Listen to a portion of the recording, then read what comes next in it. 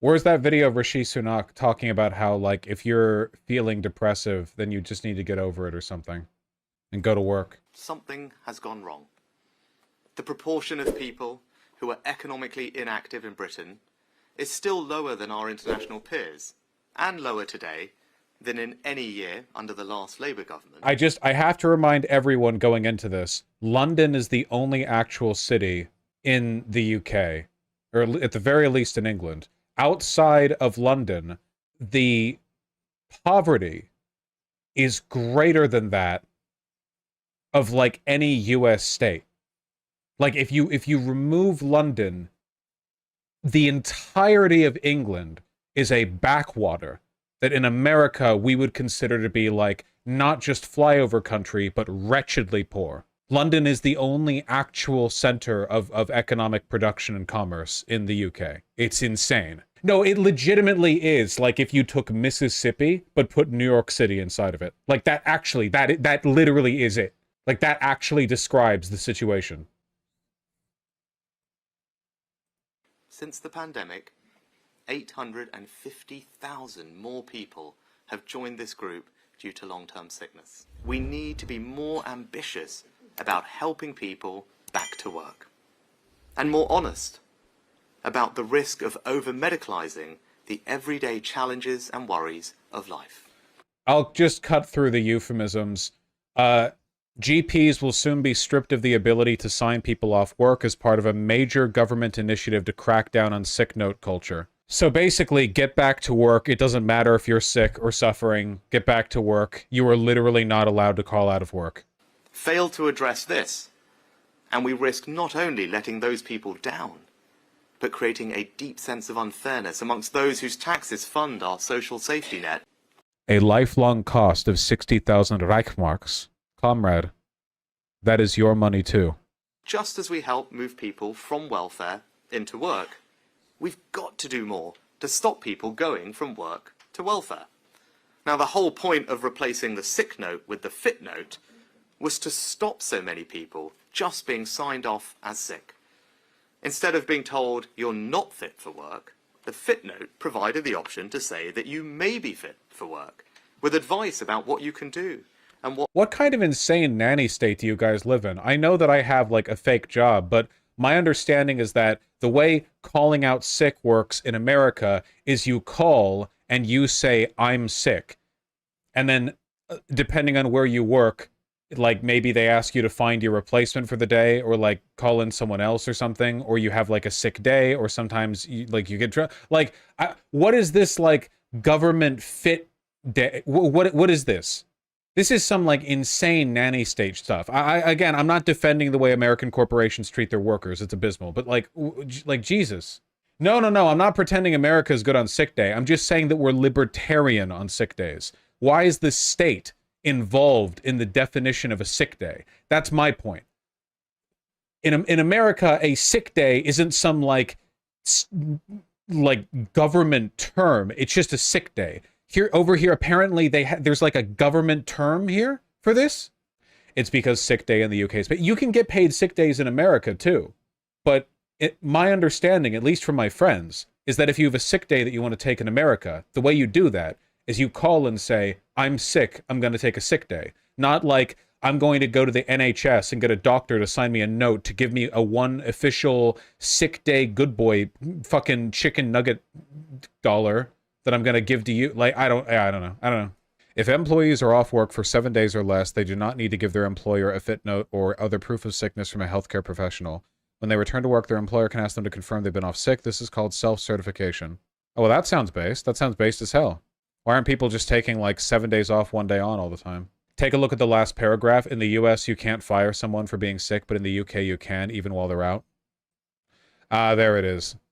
So the thing preventing British people from calling out sick all the time is the fact that they can be slammed for it. Okay, gotcha. All right, we're caught up. A different version of hell than the one we live in. All right. Now, with all this new knowledge in mind, let's watch it back from the beginning. Now, the whole point of replacing the sick note with the fit note was to stop so many people just being signed off as sick. Instead of being told you're not fit for work, the fit note provided the option to say that you may be fit for work, with advice about what you can do and what adaptations or support would enable you to stay in or return to work. I don't understand this system, by the way. I don't understand the motivation for any of this. Isn't the obvious best way to handle this to just have a state-mandated number of sick days that you get per year, which is generous? And for people who have like very debilitating or long-term stuff, they can get like some kind of disability certification from a government application form that would allow them to have some kind of leverage when negotiating the specifics of their workplace hours or how they do their work or how many times they get to leave. And then that would be that. We already do. That's what we have now. No, it isn't. We just read what you have now, and it's not what I just described at all. How do you determine the standard number of sick days? 364. It used to be that if you worked just 9 hours a week, you'd get full benefits without needing to look for additional work. Based. That's not right. All right, I won't be facetious. 9 hours isn't a lot of time. That's true. It's not very productive. Because if you can work more, you should. So we're changing. Okay, there we go. There we go. Sorry, I paused too early because the 9 hours thing, you know, but then the second part, if you can, you should. Really? Almost like you think citizens live for the good of the state? Like literally, like this is fascist rhetoric. If you can work, you should work. Well, what if you want to spend time with your family? Oh, well, that's a secondary consideration, you know? That's not right. Because if you can work more, you should. See, that right, this is one of the fundamental tenets of fascism, not in a cultural sense, but in a like governmental and economic sense. Well, there's an overlap there, but whatever. Outside the culture war nonsense, devotion of one's life to the state. You live to serve the state. That is what you are born to do. Women born to the state live to produce children and to raise them and such, you know. And men exist to make the state strong, military, economy, whatever else. If you can work more, you should. Half the country, even the adult working population, is on welfare of some form or another because it's a poor country. Like, legitimately, the vast majority of the UK, or at the very least of England, is like a backwater country. This is some Romanian shit, okay? Like, seriously. You've got London, and then you have, like, Poland, generously. At least Poland has culture, so they're Catholic. Disabled people must work from home to do their duty, says UK minister. Fascist rhetoric. Hundreds of thousands of people will be told to look for work that they can do from home or face having their benefits cut by £4,600 a year under plans that were first reported by the Times. And they're really not going out popular, huh?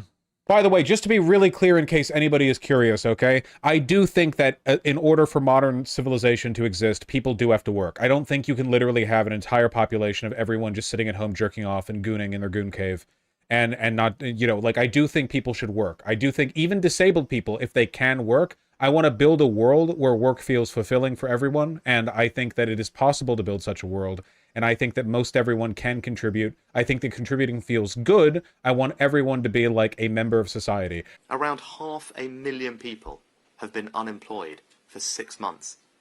And well over 250,000 have been unemployed for 12 months. These are people with no... This is you being bad at city skylines, okay? If you have problems like fucking everyone's sick and unemployed, that's not a them problem. That's not an individual failing issue. You fucked up.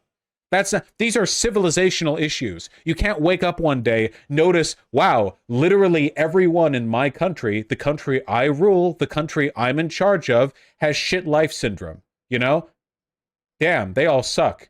There is no reason these people should not be in work, especially when we have... They built the waste disposal right next to the water purifiers. They're all drinking the poop water. Fucking Rishi, Sunak, and the Tories. They all put the goddamn poop funnel right upstream of where the water goes in. So we will now look at options to strengthen our regime.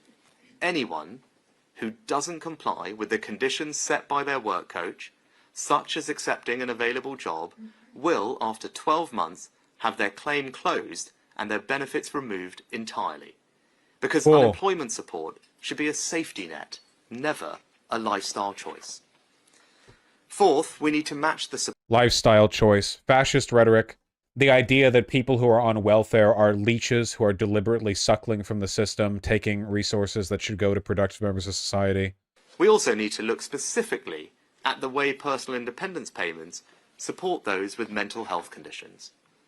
Since 2019, in college. the number of people claiming PIP, citing anxiety or depression as their main condition, has doubled, with over 5,000 new awards on average every single month. You failed at playing SimCity or fucking City Skylines if half your country wakes up depressed every day. And the whole system is undermined by the way people are asked to make subjective and unverifiable claims about their capability. Bro, depression? That sounds like some fake bullshit to me. What, is that like a broken arm? You can still move your arms, can't you? Come on, get back to work.